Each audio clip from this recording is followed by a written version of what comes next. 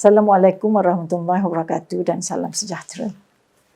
Terima kasih saya ucapkan kepada pengerusi majlis, para tetamu dan tuan-tuan dan puan-puan hadirin sekalian. Selamat berhimpun dan bertemu secara maya pada hari ini. Saya ucapkan syabas dan tahniah kepada semua yang terlibat dalam penganjuran dan penyertaan TVET Expo and Summit 2021, TES 2021 ini. Saya melihat penganjuran TES 2021 kali ini sangat penting. Para pelajar lepasan SPM boleh melihat apakah bidang-bidang TVET yang menjadi pilihan dan ibu bapa pula boleh mengetahui dengan lebih lanjut mengenai prospek yang ada dalam pendidikan TVET. Malah, saya turut berbangga dengan penglibatan institusi-institusi TVET yang turut serta mempromosikan pendidikan TVET kepada masyarakat. Ini adalah bagi mengubah sudut pandang masyarakat bahawa TVET ini bukan pendidikan kelas kedua, namun ia merupakan pendidikan utama dan penting di Malaysia.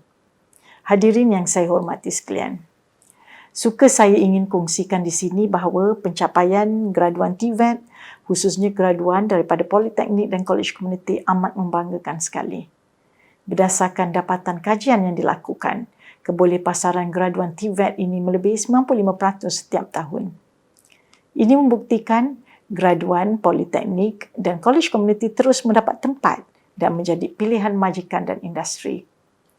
Jabatan Pendidikan Politeknik dan Kolej Komuniti ataupun JPPKK yang merupakan salah sebuah jabatan di bawah Kementerian Pengajian Tinggi sentiasa menyokong usaha-usaha dalam melahirkan lebih ramai job creator.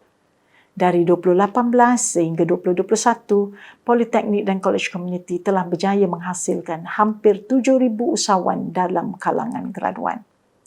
Ada di antara mereka mampu menjana pendapatan yang membanggakan di samping berjaya mewujudkan peluang pekerjaan kepada individu lain. Saya difahamkan bahawa hari ini ramai pakar industri juga turut sama dalam persidangan ini. Ini merupakan satu permulaan yang baik dalam membentuk sinergi dan jalinan industri bersama institusi TVET. Perkara ini selaras dengan apa yang dibentangkan di dalam Majlis TVET Negara, iaitu mewujudkan jalinan rapat antara semua pemegang taruh yang ada dalam pendidikan TVET. Melalui Majlis TVET, 3 teras strategik dan 12 strategi pemerkasaan telah digariskan bagi memperkasa TVET sebagai agenda negara, iaitu tadbir urus bersepadu dan terselaras, TVET dipacu industri dan TVET mencorak masa hadapan. Hadirin sekalian, saya yakin program yang julung kali dianjurkan secara digital ini merupakan satu bentuk anjakan paradigma apabila pendidikan TVET mampu beralih kepada pendidikan digital. TVET di Malaysia perlu dilihat bukan sahaja sebagai pendidikan pilihan, tetapi pendidikan masa hadapan yang perlu ada untuk membentuk set kemahiran bagi para graduan menghadapi revolusi industri 4.0 dan perubahan teknologi dalam pasaran kerja.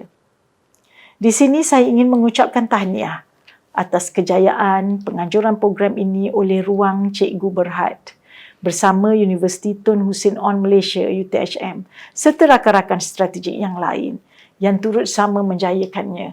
Usaha bersepadu dalam mempromosi, memperkasa dan meningkatkan keyakinan mengenai TVET ini perlu diteruskan bagi membantu negara untuk menghasilkan lebih ramai graduan yang berkualiti dan memenuhi permintaan industri.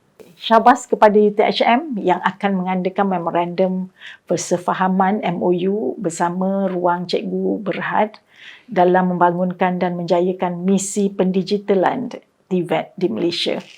Pendigitalan pendidikan TVET perlu dilaksanakan segera dan ini adalah masa yang tepat bagi institusi TVET mengambil peluang yang ada untuk beralih ke arah pendigitalan. Saya difahamkan Ruang Cikgu Berhad telah berjaya membangunkan learning management system khas bagi institusi TVET yang diberikan secara percuma yang dinamakan sebagai RC-TVET dan dibangunkan oleh anak muda tempatan. Justru, usaha-usaha seperti ini perlu diperluas dan lebih banyak institusi perlu melaksanakan kerjasama erat dengan industri bagi meningkatkan keberhasilan pendidikan TVET di negara kita. Malah, Usaha dan program seperti TESS 2021 ini perlu dijalankan dan dilaksanakan sebagai acara tahunan yang akan memberikan platform kepada masyarakat mengenal lebih dekat mengenai apa itu TVET.